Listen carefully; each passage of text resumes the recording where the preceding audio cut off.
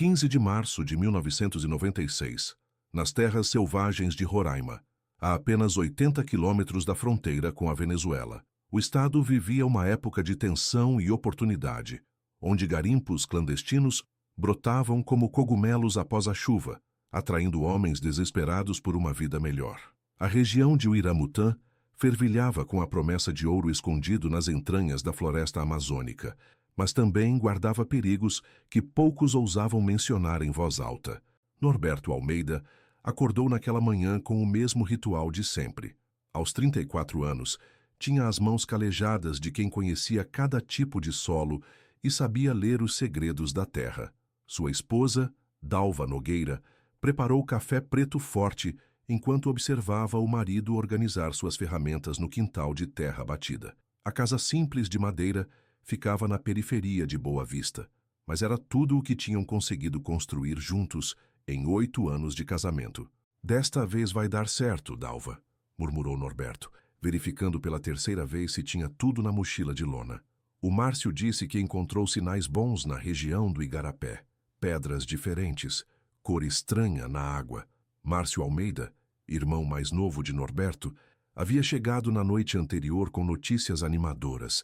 Falava de um local virgem, inexplorado, onde a natureza ainda guardava seus tesouros intactos. Era uma caminhada de 2 dias mata adentro, longe dos garimpos já conhecidos e disputados. O cheiro de terra úmida misturava-se com a fumaça dos fogões, a lenha espalhados pelo bairro. Dalva segurou a mão do marido por mais tempo que o habitual quando ele se despediu. Algo no ar daquela manhã parecia diferente, mais pesado, como se a própria floresta sussurrasse avisos que ninguém conseguia compreender. "Cuida-se por aí", disse ela, forçando um sorriso. "E volta logo." Norberto beijou a testa da mulher, ajustou a mochila nas costas e seguiu pela estrada de chão em direção ao ponto de encontro com Márcio. Era 6h30 da manhã, quando os 2 irmãos partiram numa motocicleta emprestada, desaparecendo na curva que levava à mata fechada. Seu vizinho, Antônio Ribeiro, estava varrendo o quintal quando viu os 2 passarem. Acenou com a mão e recebeu um aceno de volta de Norberto. Seria o último gesto que alguém registraria do garimpeiro honesto que a comunidade tanto respeitava. O dia seguiu quente e úmido, típico da estação chuvosa em Roraima. Dalva ocupou-se com as tarefas domésticas, mas seus olhos volta e meia se dirigiam para a estrada, mesmo sabendo que o marido só retornaria no final da semana. Era um pressentimento que ela não conseguia explicar, uma inquietação que crescia a cada hora que passava. Ninguém imaginava que seria a última vez que veriam Norberto Almeida vivo. Quando o sol se pôs no 3º dia e Norberto não retornou, Dalva começou a sentir um aperto no peito que não a abandonaria pelos próximos 18 anos. Márcio havia voltado sozinho na tarde anterior, com o rosto pálido e as mãos trêmulas, contando uma história confusa sobre como os 2 se separaram durante a exploração. Ele disse que ia verificar uma trilha mais ao norte, explicou Márcio ao delegado Celso Guimarães, na pequena delegacia de Uiramutã. "Marcamos de nos encontrar no acampamento às 5 da tarde, mas ele nunca apareceu. Procurei até escurecer, gritei o nome dele pela mata toda." A versão de Márcio soava estranha para quem conhecia Norberto. O garimpeiro experiente jamais se aventuraria sozinho em terreno desconhecido, especialmente sem avisar o parceiro sobre seus planos exatos. Mas a floresta de Roraima tinha suas próprias regras e acidentes aconteciam com frequência assustadora. As primeiras buscas foram organizadas pelos próprios garimpeiros da região. Homens bronzeados pelo sol formaram grupos de 5, cada um seguindo uma direção diferente a partir do último local onde Norberto foi visto. Carregavam facões, cordas e lanternas, mas a mata fechada engolia os gritos de Norberto sem eco. Durante 2 semanas, a comunidade se mobilizou. Dalva mal dormia, passava as noites na varanda, esperando ouvir o ronco familiar da motocicleta subindo a rua. Vizinhas traziam comida que ela mal tocava, e o padre da igreja local organizou orações coletivas que pareciam se perder no vazio. O delegado Celso Guimarães, um homem cansado de 40 e poucos anos, coordenou as buscas oficiais com os recursos limitados que tinha: 2 policiais, uma viatura velha e contatos esporádicos com outras delegacias da região. Na Roraima dos anos 90, desaparecimentos não eram raros, e as autoridades já estavam sobrecarregadas com conflitos de terra e garimpos ilegais. A mata é traiçoeira, disse Celso para Dalva durante uma de suas visitas à delegacia. Tem animais perigosos, buracos escondidos e garapés que mudam de curso da noite para o dia. Às vezes os próprios garimpeiros se perdem e aparecem dias depois em lugares completamente diferentes. Mas Dalva conhecia o marido bem demais para aceitar essa explicação. Norberto tinha nascido e crescido na região, conhecia cada árvore centenária e cada som da floresta. Se algo havia acontecido com ele, não foi por inexperiência. Durante as buscas, alguns detalhes começaram a incomodar os mais observadores. Benedito Santos, um garimpeiro veterano que participou de várias expedições, notou inconsistências no relato de Márcio sobre o local onde os irmãos haviam se separado. Ele disse que era próximo ao igarapé do Urubu, mas quando fomos lá não encontramos sinais de acampamento recente, comentou Benedito para outros garimpeiros. E outra coisa, por que o Márcio não ficou procurando mais tempo? Se fosse meu irmão, eu não tinha voltado sem ele. Aos poucos, as teorias começaram a circular pelos bares e mercearias de Uiramutã. Alguns falavam de emboscada, rivalidade entre grupos de garimpeiros pelo controle de áreas lucrativas. Outros sussurravam sobre dívidas mal resolvidas ou segredos que Norberto poderia estar guardando. O comportamento de Márcio também chamava a atenção. Nos primeiros dias após o desaparecimento, ele parecia genuinamente desesperado, participando ativamente das buscas e conversando com todos que pudessem ajudar. Mas, conforme as semanas passavam, foi se tornando mais retraído, evitando contato visual e respondendo apenas quando perguntado diretamente. Ele não é mais o mesmo, observou Dona Conceição, proprietária da pensão onde Márcio ficou hospedado durante as buscas. Mal come, não dorme direito, fica andando pelo quarto de madrugada. Parece que carrega algum peso na consciência. Os meses se transformaram em anos, e a ausência de Norberto foi moldando a vida de todos ao seu redor de maneiras diferentes. Dalva nunca se casou novamente, mantendo a casa exatamente como o marido havia deixado. Suas ferramentas continuavam organizadas no quintal. Suas roupas ainda ocupavam metade do guarda-roupa. Era como se ela estivesse congelada naquele março de 1996, esperando uma explicação que parecia nunca chegar. Márcio mudou-se para Manaus 6 meses após o desaparecimento do irmão, alegando que não conseguia mais trabalhar na região.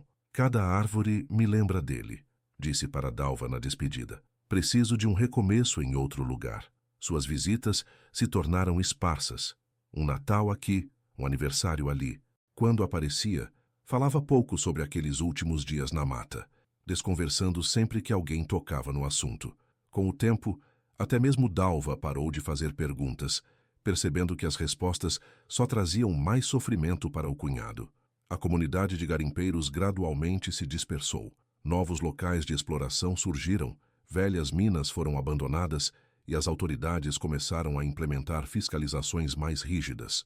O nome de Norberto Almeida foi se tornando apenas mais uma das muitas histórias trágicas que a floresta amazônica guardava em seu silêncio eterno. O delegado Celso Guimarães manteve o caso oficialmente aberto, mas sem pistas concretas. Tinha suas mãos atadas.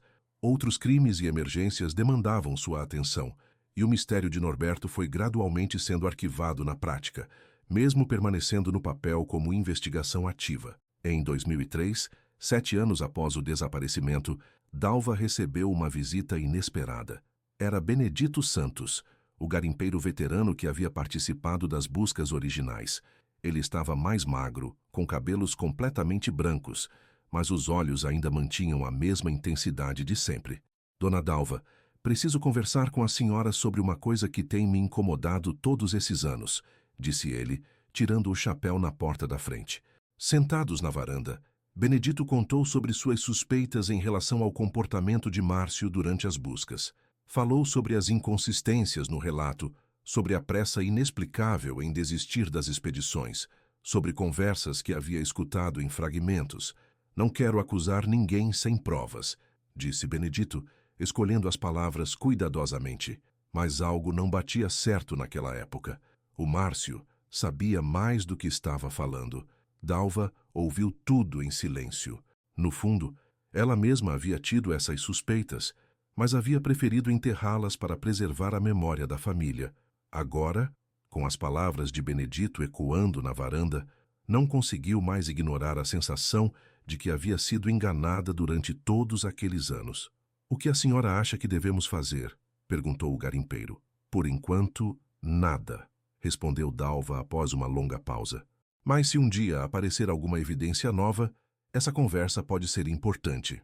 Benedito assentiu, despediu-se e saiu caminhando pela rua de chão. Dalva ficou na varanda até o sol se pôr, pensando em todas as noites que havia passado esperando por Norberto, sem saber que talvez a pessoa que mais lhe ofereceu consolo fosse justamente quem conhecia a verdade desde o primeiro dia. Os anos seguintes trouxeram mudanças para a região.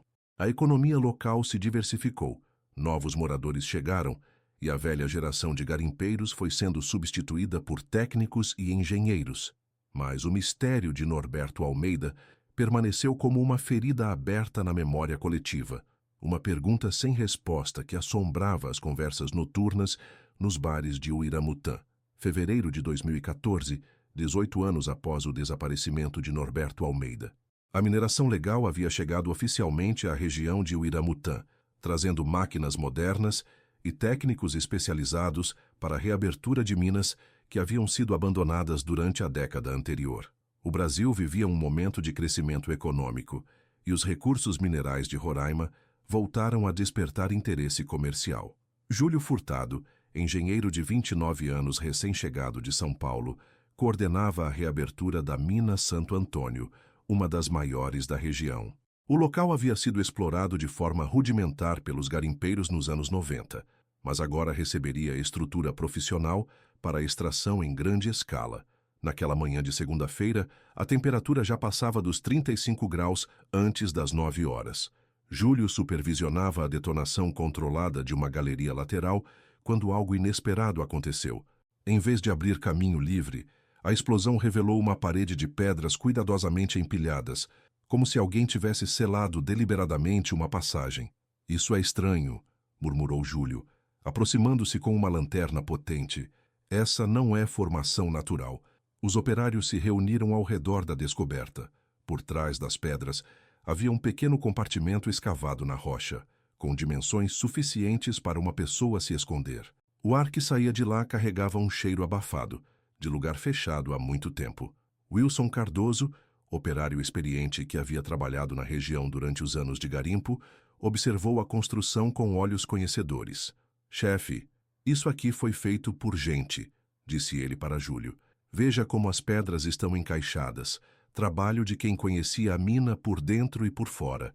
Com cuidado, começaram a retirar as pedras uma por uma.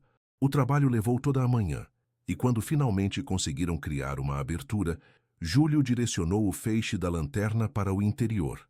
O que ele viu fez seu coração acelerar. No fundo do compartimento, organizados como se alguém tivesse preparado um acampamento permanente, estavam objetos que não pertenciam àquele lugar. Uma lamparina a querosene, ainda com restos de combustível no reservatório.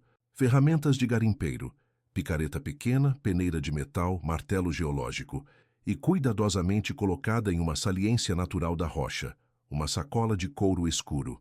"Chefe, melhor o senhor dar uma olhada nisso aqui", disse Wilson, com a voz alterada. Júlio pegou a sacola com as mãos trêmulas. O couro estava ressecado, mas ainda resistente. Quando a abriu, encontrou documentos envolvidos em plástico, algumas moedas antigas e um relógio de pulso que havia parado de funcionar há muito tempo. O documento de identidade estava parcialmente deteriorado, mas ainda legível. Norberto Almeida, nascido em 15 de julho de 1962, natural de Boa Vista, Roraima. Wilson arregalou os olhos ao ouvir o nome. Norberto Almeida. Esse nome eu conheço. Foi um garimpeiro que sumiu há muitos anos atrás. A mulher dele, Dona Dalva, ainda mora aqui na região. A descoberta se espalhou rapidamente pela pequena comunidade de Uiramutã. Júlio imediatamente contactou as autoridades locais e, em questão de horas, o delegado Celso Guimarães, agora mais grisalho e cansado, próximo da aposentadoria, chegou ao local acompanhado de peritos da capital. 18 anos depois, e o caso volta para a minha mesa, murmurou Celso, observando os objetos espalhados sobre uma lona no chão da mina. Sempre soube que um dia a verdade ia aparecer. Os peritos fotografaram tudo minuciosamente, catalogaram cada item, fizeram medições do compartimento, a forma como estava selado, a preservação dos objetos, a localização estratégica dentro da mina. Tudo indicava que alguém havia escolhido aquele local especificamente para esconder evidências. Delegado, disse o perito-chefe, isso aqui não foi acidente. Quem fez esse trabalho conhecia muito bem essa mina e teve tempo para planejar tudo nos mínimos detalhes. Celso assentiu, já formando teorias na cabeça. 18 anos investigando crimes lhe haviam ensinado que os segredos mais bem guardados sempre acabavam vindo à tona, geralmente nos momentos mais inesperados. Dalva foi comunicada no final da tarde. Ela estava regando as plantas no quintal quando uma viatura da polícia estacionou em frente à sua casa. Aos 52 anos, conservava a mesma postura firme de 18 anos atrás, mas seus olhos carregavam o peso de 2 décadas de espera. Senhora Dalva, disse o delegado Celso, tirando o chapéu, encontramos algo que pode estar relacionado ao seu marido. Quando Dalva viu os objetos pessoais de Norberto espalhados sobre a mesa da delegacia, não chorou. Simplesmente tocou cada item com a delicadeza de quem reconhece fragmentos de uma vida interrompida. O relógio que ela mesma havia dado de presente no aniversário de casamento, a picareta que ele usava desde jovem, a carteira de couro que carregava no bolso traseiro. Ele estava lá o tempo todo, murmurou ela, mais para si mesma do que para os presentes. Durante todos esses anos, estava lá. O delegado Celso, armado agora com evidências concretas, decidiu investir seus últimos recursos oficiais, antes da aposentadoria, em resolver o mistério que havia assombrado sua carreira. A primeira pista surgiu quando os peritos encontraram, no fundo da sacola de couro, um pequeno caderno de anotações que havia passado despercebido no exame inicial. As páginas estavam grudadas pela umidade, mas ainda era possível ler algumas palavras escritas com letra trêmula. Márcio não pode saber. Prometeu voltar. Fragmentos de frases que sugeriam conflito, medo, uma situação que havia saído do controle. É preciso falar com Márcio Almeida, disse Celso para seus investigadores, e desta vez ele não vai sair daqui sem me contar toda a verdade. Márcio vivia há 18 anos em Manaus, trabalhando como mecânico e mantendo contato esporádico com a família. Quando Celso o contactou por telefone, sua voz soou estranha, tensa, como se ele estivesse esperando aquela ligação há muito tempo. Preciso que o senhor venha até Roraima, disse o delegado. Surgiram informações novas sobre seu irmão. Que tipo de informações? Perguntou Márcio, com a voz trêmula. É melhor conversarmos pessoalmente. Márcio chegou 3 dias depois, visivelmente mais magro e com cabelos completamente grisalhos. Aos 47 anos, carregava nos ombros uma curvatura que não existia em 1996. Durante o trajeto do aeroporto até a delegacia, suas mãos não pararam de tremer. Durante a primeira entrevista, manteve a mesma versão de sempre. Os irmãos se separaram na mata. Ele esperou até anoitecer, procurou sem encontrar rastros. Mas desta vez, Celso tinha mais elementos para pressionar. Márcio, encontramos o compartimento onde os objetos do seu irmão estavam escondidos, disse o delegado, observando atentamente as reações do homem. Alguém se deu muito trabalho para selar aquela passagem. Quem conhecia a mina bem o suficiente para fazer isso? O silêncio que se seguiu durou quase 5 minutos. Márcio olhava fixamente para as próprias mãos, como se estivesse travando uma batalha interna entre 2 décadas de segredo guardado e a necessidade de finalmente falar a verdade. Também encontramos isso, continuou Celso, colocando o caderno de anotações sobre a mesa. Reconhece a letra? Márcio olhou para o caderno e seus ombros começaram a tremer. Era como se uma represa estivesse prestes a se romper, depois de 18 anos contendo a pressão. Ele descobriu. Murmurou finalmente, com a voz quase inaudível. Descobriu o quê? Márcio levantou os olhos e Celso viu lágrimas que haviam sido contidas por quase 2 décadas. Eu estava desviando ouro há meses, pequenas quantidades, nada que fosse dar na vista. Precisava de dinheiro para pagar umas dívidas em Manaus, apostas que deram errado. Sua voz começou a ficar mais firme, como se falar estivesse trazendo um alívio doloroso. Norberto era muito honesto. Nunca aceitaria uma coisa dessas. O delegado se inclinou para a frente. Continue. Naquela manhã na mina, ele viu eu escondendo pepitas na minha mochila. Ficou furioso. Disse que eu estava envergonhando a família que ia contar tudo para o pessoal do garimpo. Márcio pausou, enxugou os olhos com as costas da mão. Começamos a discutir. Ele disse que eu tinha que devolver tudo, que ia me acompanhar até a delegacia se preciso fosse. E então, eu empurrei ele. Só queria que ele parasse de gritar, que me escutasse, mas ele tropeçou numa pedra solta e caiu de costas. Bateu a cabeça na borda de uma vala que tinha água no fundo. A voz de Márcio quebrou. Foi muito rápido. Quando cheguei perto, ele não estava mais respirando. Celso permaneceu em silêncio, permitindo que Márcio continuasse. Entrei em pânico. Pensei em tudo o que ia acontecer. Eu seria preso. Minha família ficaria sabendo das dívidas, dos roubos. Dalva ia me odiar para o resto da vida. Márcio cobriu o rosto com as mãos. Então lembrei do compartimento que a gente tinha encontrado na semana anterior, quando ainda estávamos mapeando a mina. Era pequeno, escondido, perfeito para esconder o corpo do seu irmão. Coloquei ele lá dentro junto com as ferramentas, a mochila, tudo que pudesse identificar.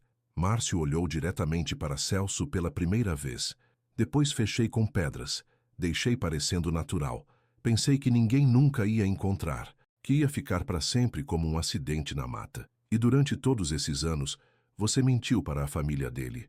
Cada dia foi um inferno, admitiu Márcio. Todas as vezes que a Dalva me perguntava sobre aquele dia, todas as buscas que eu fingia participar, todos os natais que eu passava na casa dela, vendo ela esperar por alguém que nunca ia voltar. Ele parou, respirou fundo. Por isso me mudei para Manaus. Não conseguia mais olhar nos olhos dela. Celso fez algumas anotações. Depois fechou o caderno. Márcio Almeida. Você está preso pela morte de Norberto Almeida e por ocultação de cadáver. Quando Dalva soube da confissão, não sentiu raiva nem alívio. Apenas uma tristeza profunda e complexa, por ter passado 18 anos esperando por alguém que nunca poderia voltar, por descobrir que a pessoa em quem mais confiava para encontrar respostas era justamente quem conhecia a verdade desde o primeiro dia, e pela tragédia absurda de uma família destruída por ganância e um momento de descontrole. Os restos mortais de Norberto foram encontrados no dia seguinte, no mesmo compartimento onde seus objetos pessoais haviam sido preservados pelo clima seco da mina. Dalva finalmente pôde enterrar o marido no cemitério de Boa Vista, com uma lápide que trazia a inscrição: Norberto Almeida, 1962-1996. Garimpeiro honesto que a floresta finalmente devolveu para casa. Durante o julgamento, Márcio foi condenado a 12 anos de prisão por homicídio culposo e ocultação de cadáver. Em seu depoimento final, pediu perdão a Dalva e disse que havia passado 18 anos se punindo mentalmente pelo que havia feito.